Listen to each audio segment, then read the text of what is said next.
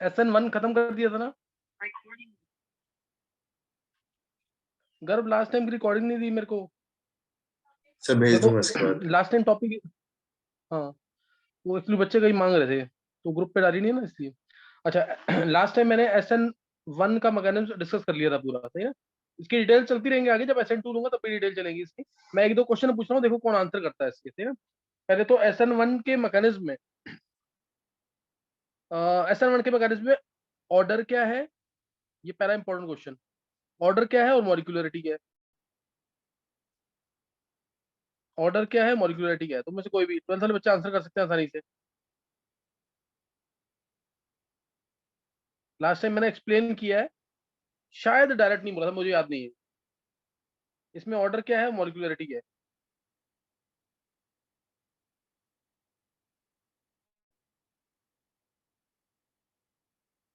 कोई भी तुम में से 12th वाले बच्चे में से फर्स्ट जो सेकंड ऑर्डर ऑर्डर है है। ऑफ रिएक्शन, सेकंड ऑर्डर है। और मॉलिक्यूलरिटी? सर मोलिकुलरिटी कंफर्म नहीं है सर। हाँ चलो, आर्यन ने आंसर दिया 1-1। आर्यन रीजन दे एक बार। अनुराग गलत बोल रहा है आंसर तू। देखो RX है, सर RX ऑर्डर है, तो 1 इसलिए हुआ क्योंकि डिपेंडेंट ये कंसंट्रेशन ऑफ उस पे ही होती है। हाँ रेट ध्यान है ना सबको। ये RDS था कि नहीं, RX का टूटना किसी भी सर पोलर सॉरी वो सॉल्वेंट दो स्टेप को एक मान लिया मैंने, मतलब उसमें में। ही। हाँ, इसमें रेट क्या था, K/RX। अनुराग थोड़ा अलर्ट होकर आंसर दिया अगर। रेट था K/RX, रेट था K/RX। ध्यान देंगे, क्योंकि स्लोअर स्टेप में एक ही मॉलिक्यूल है, स्लोअर स्टेप में एक ही मॉलिक्यूल है, इसलिए मॉलिक्यूलरिटी 1। ये सबको पता है। ये स्लोअर स्टेप को रेट डिटरमाइनिंग स्टेप भी कहते हैं, और स्लोअर स्टेप में जितने मॉलिक्यूल्स हैं वही मॉलिक्यूलरिटी डिफाइन कर सकता है complex reactions. Complex, otherwise complex reactions की ओवरऑल मॉलिक्यूलरिटी का कोई मीनिंग नहीं, सही ना? दूसरा क्वेश्चन ऑर्डर पूछा मैंने, ऑर्डर क्या है इसका? ऑर्डर एग्जांपल आ सकता है कोई भी एग्जांपल, जैसे ये ऑप्शन दे दिया, फर्स्ट ऑर्डर, सेकंड ऑर्डर, सी मान लो स्यूडो फर्स्ट ऑर्डर, या डी जीरो ऑर्डर, इस तरह से दे दिया। क्या ऑर्डर आएगा इसमें चारों में से?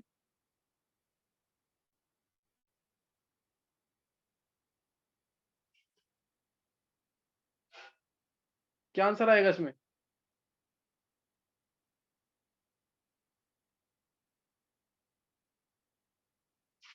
आर्यन?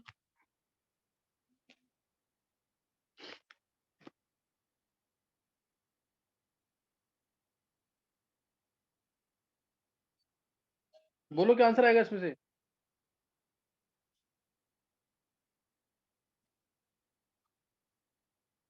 Sir first order.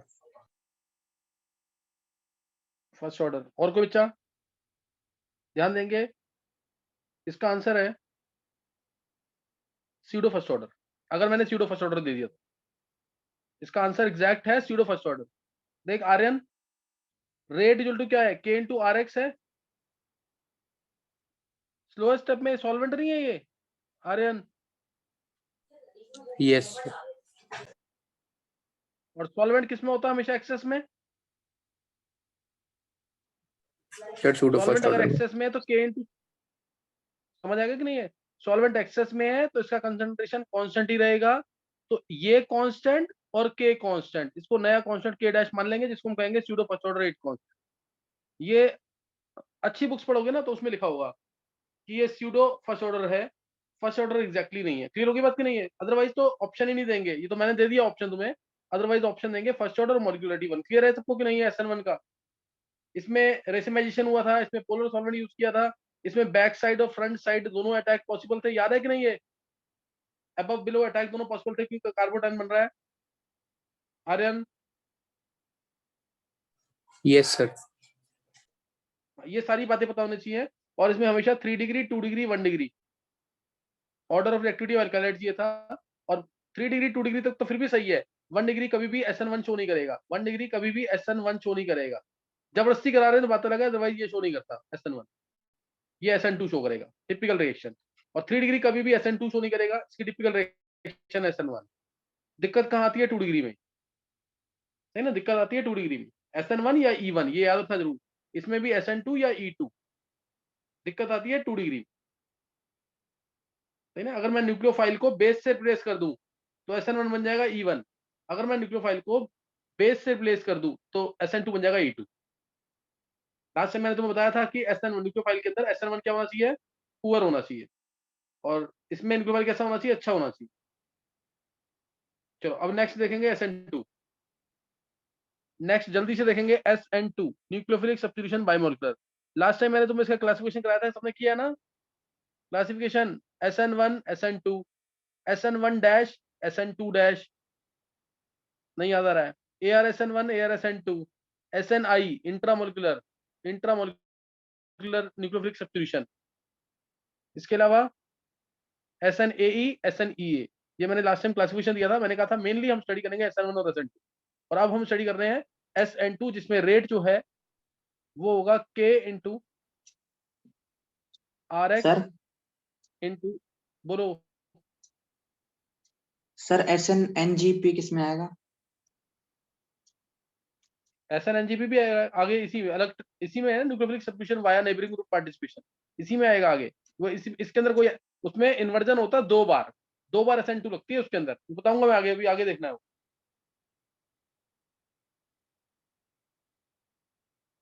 सही अनुराग? Yes sir.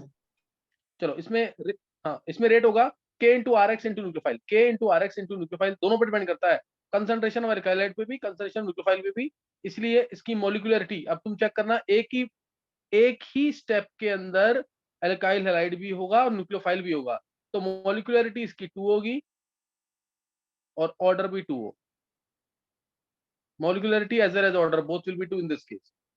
तो SN1 है तो 1 1 थे दोनों, SN2 है तो दोनों 2 2 है, ये याद रखना, इसको गलती नहीं करना।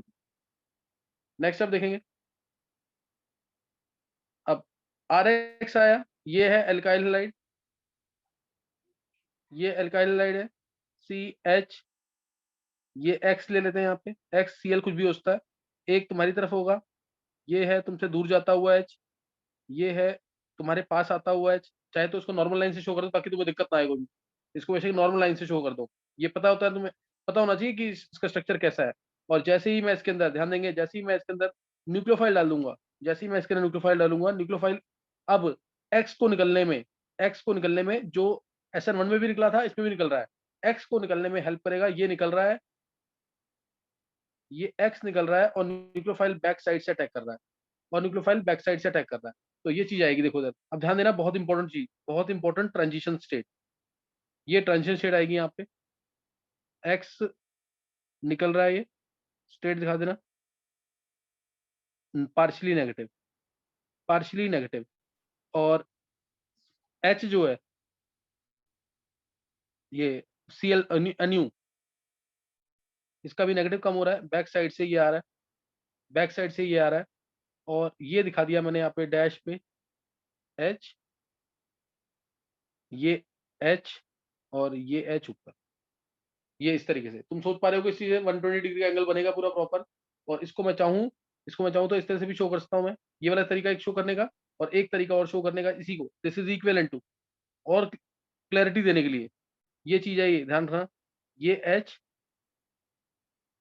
तुम्हारी तरफ आता हुआ, ये H तुमसे डैश पे H तुमसे दूर जाता हुआ, ये H इसके सामने, ये बिल्कुल 120 का एंगल बन गया। और ध्यान देंगे अब जो एक्स के माइनस चार्ज बढ़ रहा है और निकल रहा है बाहर, ये NU का माइनस चार्ज कम होगा और पार्शियली नेगेटिव बन जाएगा, ये पार्शियली नेगेटिव बन गया, ये NU है इधर से, ध्यान रखना, अब एक ही p ऑर्बिटल के ऊपर, यहाँ पे NU नेगेटिव ये रहा, या X नेगेटिव कुछ भी मान सकते हो पार्शियली में, और यहाँ पे X नेगेटिव, ये X पार्शियली नेगेटिव, समझ आ रहा होगा तुम्हें, ये ट्रांजिशन स्टेटस की, ये इसकी एग्जैक्ट ट्रांजिशन स्टेटस को भूलना नहीं है, ये इसकी एग्जैक्ट ट्रांजिशन स्टेट है, जो मैंने यहाँ पे एक p ऑर्बिटल पे 2 ग्रुप्स लगा रखे हैं, एक X नेगेटिव और NU नेगेटिव, जो होता नहीं है इसलिए अनस्टेबल है। इसके अंदर कार्बन की हाइब्रिडेशन क्या होती है, पहला क्वेश्चन, इसके अंदर कार्बन की हाइब्रिडेशन क्या होती है? sp2 हाँ ध्यान रखना, कार्बन के पास कोई वेकेंट डी ऑर्बिटल्स नहीं है, तो इधर कार्बन की हाइब्रिडेशन जो है वो sp2 है। पहला क्वेश्चन ये, ट्रांजिशन स्टेट में चाहे वो SN1 है या SN2 है, दोनों केस में sp2 हाइब्रिडेशन है। चाहे वो SN1 है या SN2 है, दोनों के केस में जो ट्रांजिशन स्टेट है इस केस में SN2 में वो sp2 है, और SN1 के अंदर जो इंटरमीडिएट था वो sp2 था। और तुम्हें दिख रहा होगा यहाँ पे, तुम्हें याद है मैंने 3C2E बॉन्ड पढ़ाया हुआ तुम्हें, जब मैंने ब्रिज Yes, sir. बॉन्डिंग बहुत डिटेल में ली थी, तो 3C2E Yes, बताया sir. था मैंने। यहाँ पे स्पेशल केस, यहाँ स्पेशल केस जिसमें 3C4E बॉन्ड बन रहा है। ये आएगा नहीं कहीं, बहुत रेयर जगह आता है। 3C4E बॉन्ड है ये, एक कार्बन के साथ न्यूक्लियोफाइल का बॉन्ड है जिसमें 2 इलेक्ट्रॉन होंगे, एक कार्बन के साथ एक्स का बॉन्ड है जिसमें 2 इलेक्ट्रॉन होंगे, और 3 का सेंटर है ये न्यूक्लियोफाइल, एक्स नेगेटिव और कार्बन का 3 का सेंटर, 4 इलेक्ट्रॉन, तो 3C4E बॉन्ड। समझ आया कि नहीं? ये बातें तुम्हें मिलेंगी नहीं, ये जिसने भी SN1 SN2 पढ़ा हुआ है ना, ये वाली बातें बहुत कम बुक में लिखी हुई हैं, तो ये नोट कर लेंगे एक बार। 3C4E बॉन्ड होता है इसके अंदर, 3 सेंटर 4 इलेक्ट्रॉन। किसी को पता था ये वाली चीज? 3 सेंटर्ड 4 इलेक्ट्रॉन बॉन्ड बनेगा यहाँ पे। 3 का सेंटर है, कौन किन तीनों का सेंटर है? कार्बन का, न्यूक्लियोफाइल का और एक्स का, 3 का सेंटर है, और इलेक्ट्रॉन है 4। कार्बन न्यूक्लियोफाइल में 2 इलेक्ट्रॉन और कार्बन एक्स में 2 इलेक्ट्रॉन, तो इससे आ जाएगा 3 सेंटर्ड 4 इलेक्ट्रॉन बॉन्ड है यहाँ पे, 3 सेंटर्ड 4 इलेक्ट्रॉन बॉन्ड। 3C2E पढ़ा है हमने, ये 3C4E बॉन्ड है। तो इस चीज को ध्यान रखना। ये ट्रांजिशन स्टेट क्लियर हो गई कि नहीं सबको? इस ट्रांजिशन स्टेट को भूलना नहीं बिल्कुल भी, ये मैं आगे अभी यूज करूंगा। कोई डाउट तो नहीं किसी को? अब और इसमें ध्यान रखना, इसमें जो न्यूक्लियोफाइल का अटैक हुआ है वो बैक साइड से हुआ है, समझ आ गया कि नहीं? न्यूक्लियोफाइल का अटैक बैक साइड से होगा। बैक साइड से क्यों हो रहा है? आगे से होगा तो एक्स रिपेल कर देगा। हाँ, एक्स उसको रिपेल कर देगा। ध्यान रखना, बैक साइड से देखो, खाली जगह इसके पास नहीं है तब भी अटैक हो रहा है।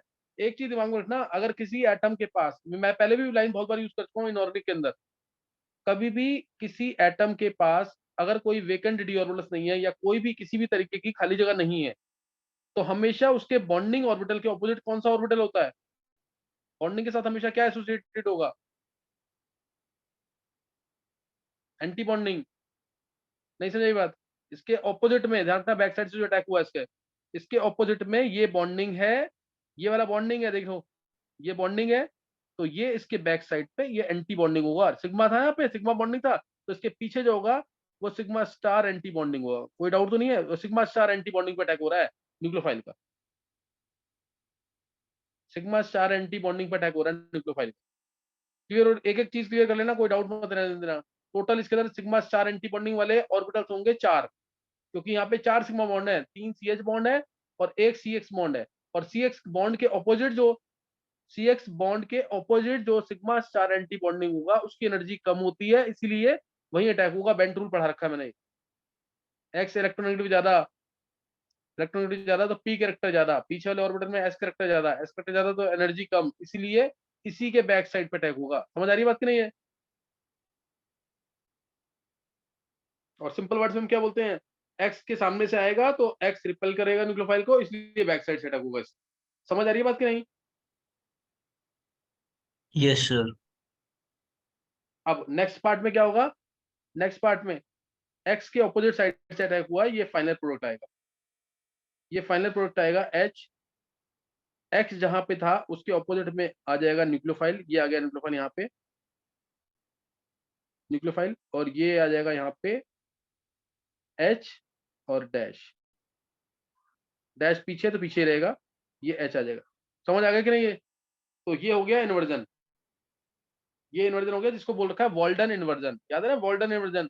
इसमें बोला अम्ब्रेला पहले सीधा था, देखो ये अम्ब्रेला की फॉर्म है, ये अम्ब्रेला है, ये अम्ब्रेला पहले सीधा था और अब अम्ब्रेला यहाँ पे क्या हो गया, उल्टा हो गया। इसको नाम दिया हुआ वॉल्डन इन्वर्जन। न्यूक्लियोफाइल की बोलते हैं ना, न्यूक्लियोफाइल की तेज हवा चलेगी यहाँ से, न्यूक्लियोफाइल की तेज यहाँ पे आंधी आएगी एक तरह से बैक साइड से, और अम्ब्रेला क्या हो जाएगा, उल्टा हो जाएगा। वॉल्डन इन्वर्जन नाम दिया हुआ इसको, ऐसे एक्सप्लेन कर रखा है इसको, this is called as Walden inversion.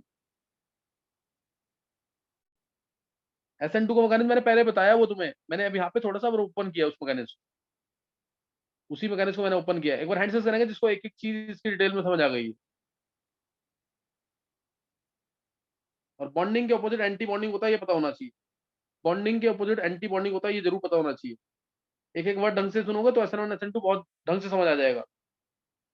ध्रुव, सचदेवा, आन्या, गर्व, हिमांग, प्रवीण, गर्व, आर्यमन, छवि, क्रिश, मयंक, अर्नव, लिपिका, मानव, निकिता, आर्यन, नव्या, कृष्णा, ध्वनि, अनुराग, दृष्टि, नयन, अभिषेक, प्रियंका, भव्या, कनिष्क, हरेंद्र, जिया, मयंक, नित्या। समझ नहीं आया क्या? नित्या, सिद्धि, अंकुश,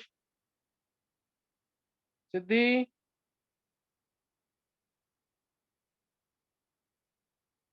अंकुश और नित्या। नित्या,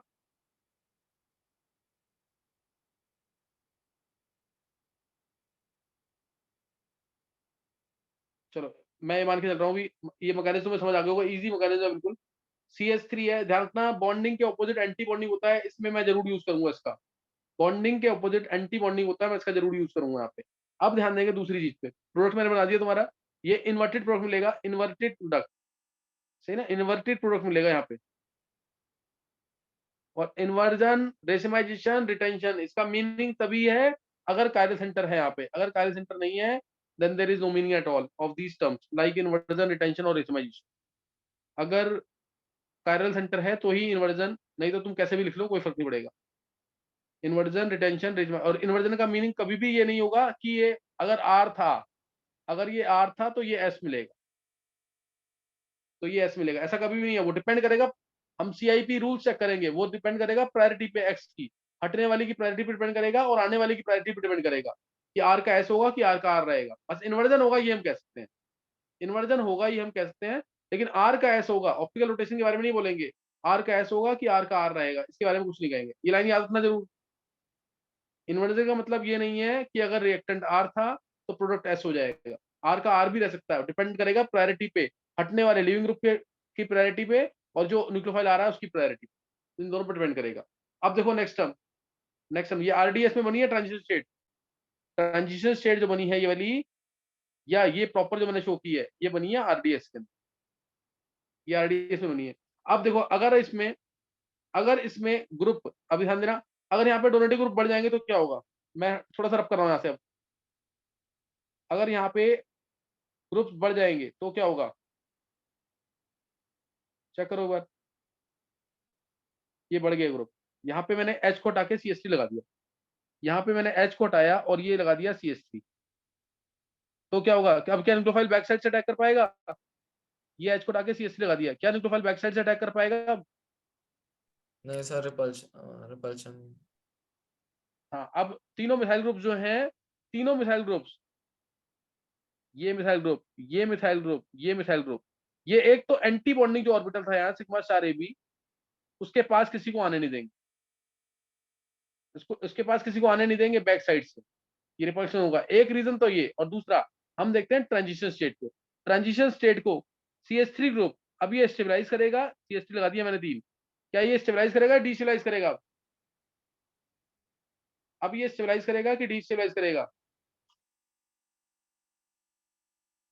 देखो ये नेगेटिव है ना, ध्यान दो, नेगेटिव चार्ज है, नेगेटिव चार्ज है, और ये ग्रुप है donating, electron donating group.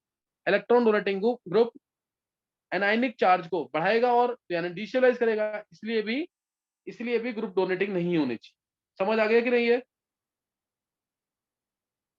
Yes, sir.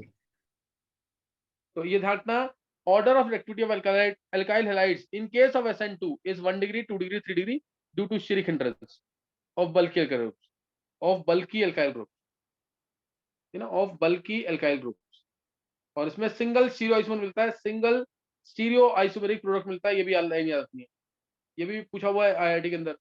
Single stereo isomer मिलेगा इस केस में, जैसे उसमें तो दो मिले थे, रेसिमाइज प्रोडक्ट मिला था अगर कार्य सेंटर प्रेजेंट है अल्काइलाइड में, उसमें रेसिमाइज प्रोडक्ट मिला था, इसमें क्या मिलेगा, सिंगल स्टीरियो आइसोमर। इसलिए इस रिएक्शन को स्टीरियो स्पेसिफिक भी कहते हैं। एक प्रोडक्ट मिलेगा, कुछ भी होता है R या S, बस एक प्रोडक्ट मिलेगा ये पता है हमें, R मिलेगा या S मिलेगा, इसलिए ये रिएक्शन स्टीरियो स्पेसिफिक है। वो नहीं थी स्टीरियो स्पेसिफिक, ये स्टीरियो स्पेसिफिक है। SN1 स्टीरियो स्पेसिफिक नहीं थी। क्लियर हो गया कि नहीं?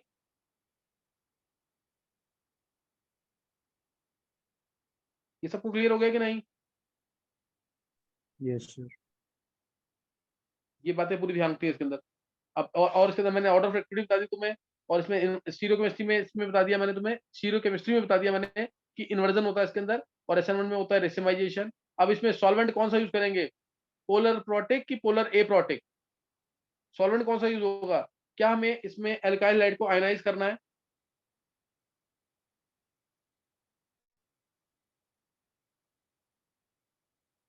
इसको उतना नो आयनाइज नहीं सर। करना ना CX बॉन्ड को, नहीं करना ना उतना, तो इसमें पोलर ए प्रोटिक सॉल्वेंट यानी जो कम पोलर होते हैं, पोलर ए प्रोटिक सॉल्वेंट जैसे जैसे एसीटोन, DMSO डाइमिथाइल सल्फाइड, ये ज्यादा दिखेगा तुम्हें, DMSO dimethyl sulphoxide, DMF, DMA, ether, ये सब काम करेंगे जो कम पोलर होते हैं, जिसमें OH बॉन्ड होता है वो वाले नहीं, जैसे water, alcohol, acetic acid, formic acid, ये सब काम कहाँ करते हैं, SN1 में। इसमें polar a protic solvent use करते हैं, क्योंकि इसमें अगर हमने पोलर प्रोटिक सॉल्वेंट यूज कर लिया, अगर हमने इसमें polar a protic solvent use कर पोलर प्रोटिक सॉल्वेंट यूज कर लिया तो क्या करेगा वो न्यूक्लियोफाइल को घेर लेगा चारों तरफ से, सही ना, और इसमें फिर रिएक्शन नहीं होने देगा। ये भी एक रीजन होता है, अदरवाइज मैंने क्या बोला है, in this we do not have to ionise the alkyl halide, so polar a protic solvent like DMSO, DMF, DMA, acetone, ether, anything can be used which is slightly less polar.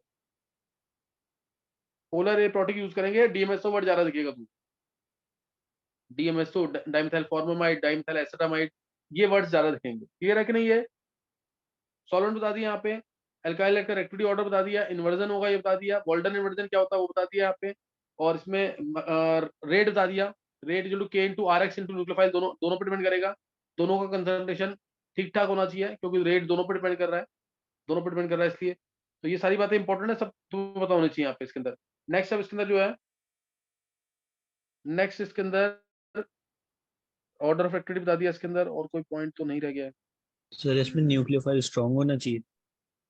हाँ nucleophile देखेंगे, अब इसमें nucleophile week होना चाहिए, strong होना चाहिए, concentration तो उसका ज्यादा होना चाहिए, रेट डिपेंड कर रहा है उस पर, कंसंट्रेशन उसका ज्यादा होना चाहिए, उसमें न्यूक्लियोफाइल पुअर था, इसमें न्यूक्लियोफाइल स्ट्रांग होना चाहिए इन कंपैरिजन टू SN1 वाले, इसमें न्यूक्लियोफाइल स्ट्रांग होना चाहिए, नहीं तो लिविंग ग्रुप हटेगा नहीं, न्यूक्लियोफाइल ही फैसिलिटेट कर रहा है, न्यूक्लियोफाइल असिस्ट कर रहा है किसके हटने में, एक्स के हटने में, न्यूक्लियोफाइल स्ट्रांग होना चाहिए इसमें।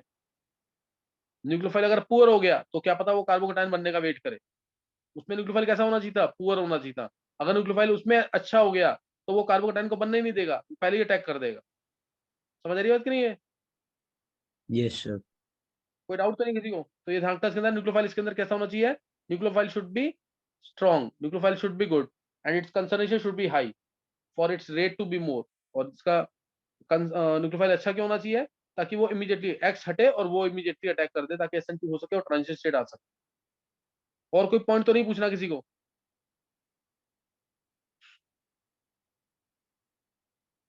चलो ये तुम्हें बता दिया मैंने। एक चीज और देखेंगे बहुत इंपॉर्टेंट, मैंने तुम्हें बताया यहाँ पे, जैसे मैंने तुम्हें दिया CH3Cl, CH3 CH2Cl, CH3 whole twice CHCl, CH3 whole twice CHCl, CH3 whole thrice CCl, और एक दे दिया CHO CH2Cl, और मैंने तुमसे बोला ऑर्डर ऑफ एक्टिविटी क्या होगा, इन चारों का ऑर्डर ऑफ एक्टिविटी क्या होगा, या फिर एक दे दिया और OCH3 CH2Cl, बेस्ट क्वेश्चन इसका, ऑर्डर ऑफ एक्टिविटी क्या होगा,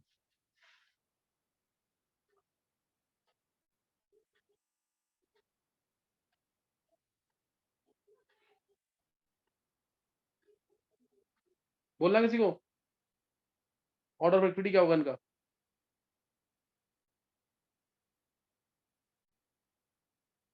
मैं इस क्वेश्चन को दोनों में दे सकता हूँ, SN1 में भी SN2 में भी।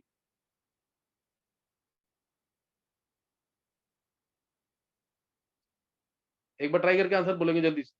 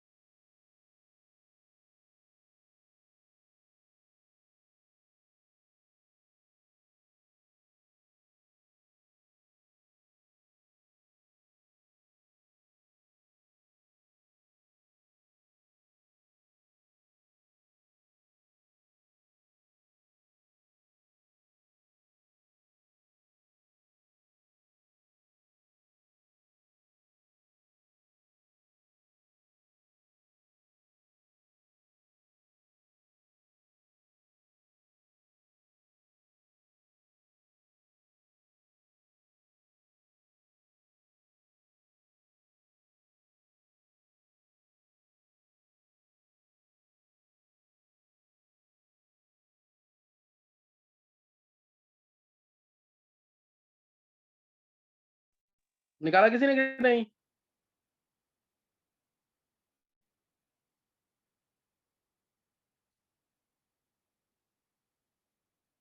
बोलो, निकाला किसी ने आंसर कि नहीं? सर 1 2 3 4 5 6 नहीं नहीं, सर चलो SN2 का 1 तो निकाल लिया ना तुमने, SN2 का, SN2 निकाल लिया सबने, SN2 का और SN1 का, सॉरी, नहीं गर्भ सही नहीं है ये। सर मैं बोलूँ SN1 का गर्भ? सबका सही होना चाहिए, SN1 में कोई दिक्कत। हाँ गर्भ। सर 1 2 5 6 3 4। नहीं, अब देखो एक बार,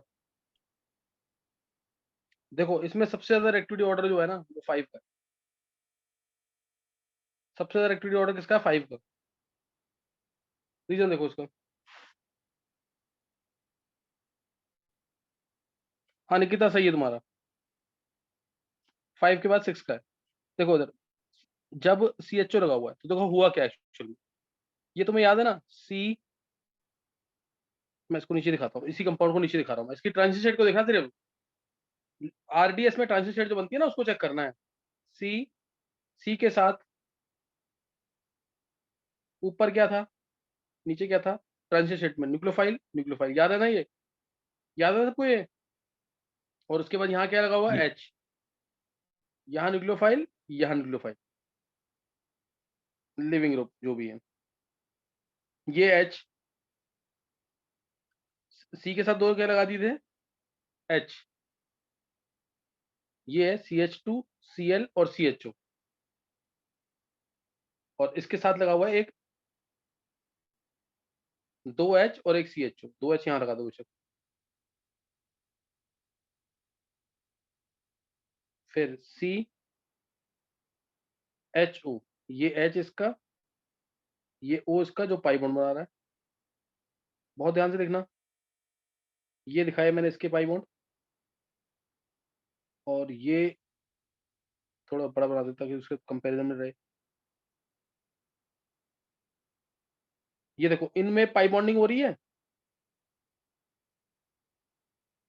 और ये पाई बॉन्ड क्या इस ट्रांजिशन स्टेट के साथ रेजोनेंस कर सकते हैं कि नहीं? Yes sir.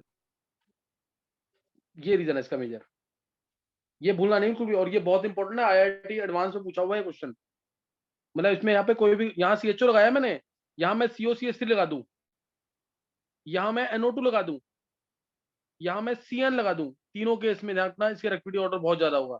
इसमें अगर विड्रॉइंग ग्रुप आ जाता है ना, और अगर उसका -R इफेक्ट है या -I इफेक्ट भी है, तो रेक्टिविटी बढ़ जाती है, और इसकी रेक्टिविटी तो बहुत ज्यादा बढ़ जाती है। मतलब इसकी रेक्टिविटी मान लो 10 की और 5 टाइम्स ज्यादा होगी इससे भी, इतनी ज्यादा रेक्टिविटी बढ़ जाती है इस केस, क्योंकि इसमें ट्रांजिशन स्टेट के अंदर स्टेबलाइजेशन मिल जाता है रेजोनेंस की वजह से, और इसके अंदर -I इफेक्ट की वजह से, इसके अंदर -I इफेक्ट की वजह से, CH2Cl इसमें, समझे कि नहीं ये? नहीं क्लियर हो रही बातें? यस सर, हो गया। जिसको नहीं समझ आ रहा बस उतना याद रख लो कि विड्रॉइंग ग्रुप आएगा तो रेक्टिविटी ज्यादा हो जाती है SN2 के अंदर, विड्रॉइंग ग्रुप आएगा तो रेक्टिविटी ज्यादा होती है, और इस टाइप के अगर आ जाते हैं जो ट्रांजिशन सर स्टेट को स्टेबलाइज कर सकते हैं तो रेक्टिविटी और ज्यादा। हाँ बोलो। सर ये CHO ग्रुप है, लेकिन अगर ट्रांजिशन स्टेट की बात करेंगे तो उसमें तो मतलब डेल्टा पॉजिटिव चार्ज आ रहा है ना कार्बन पे, फिर भी ऐसा हो रहा है। हाँ फिर हाँ, भी सर ये मतलब ये स्टेबलाइज्ड कैसे है? CHO ग्रुप है ना, वो तो विड्रॉइंग है। विड्रॉइंग है, देख अनुराग, ये यहाँ पे इसमें पाई बॉन्ड है ना, पी ऑर्बिटल से बना ना पाई बॉन्ड, ये सर एक पाई बॉन्ड, हाँ एक पाई और बॉन्ड ये है। पाई बॉन्ड, ये पाई बॉन्ड इसके ट्रांजिशन स्टेट के पी ऑर्बिटल के होगा पैरेलल की नहीं, तो इससे रेजोनेंस नहीं कर पाएगा। हम्म। सर वही तो मतलब रेजोनेंस अगर करेगा तो ये तो खींचेगा ना इलेक्ट्रॉन, तो डिस्टेबलाइज करेगा इस कार्बन को। कुछ भी कर रहा है, ट्रांजिशन स्टेट को तो स्टेबिलिटी चाहिए ना, तो अच्छी बात है, खींच रहा है तो उसके पास तो वैसे ही 5 बॉन्ड बन रहे हैं कार्बन के पास, नेगेटिव चार्ज है ना, ये नेगेटिव चार्ज को खींच रहा है तो अच्छी बात कर रहा है ना ये। अच्छा सर। नहीं क्लियर हुआ अनुराग? सर हो गया।